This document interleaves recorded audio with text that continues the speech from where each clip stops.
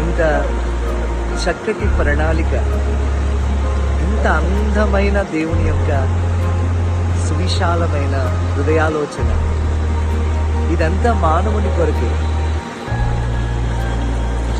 ఇదంతా మానవుని కొరకే. మొదట 5 రోజుల్లో దేవుడు సృష్టించి 6వ దినమున మానవుని సృష్టించాడు. అంటే మానవునికి ఏది అవసరమో సమస్తాన్ని కూడా ముందుగా దేవుడు ప్లాన్ చేశాడు. ఈ రోజున నా జీవితం ఎందుకు ఇలా ఉంది అని బాధతో, కష్టంతో, కన్నీటితో, దుఃఖంతో ఒకవేళ విలిపిస్తూ నువ్వు ఉన్నావేమో, దేవుని యొక్క ప్రేమ శాశ్వతమైనది, ఆయన కృప అమూల్యమైనది. ఇంత అందమైన ప్రకృతిని చూపించిన దేవుడు నీ జీవితాన్ని ఎంత అందంగా డిజైన్ చేయగలడు. Just believe on to God. నీవు దేవుని యందు విశ్వాసం ఉంచు.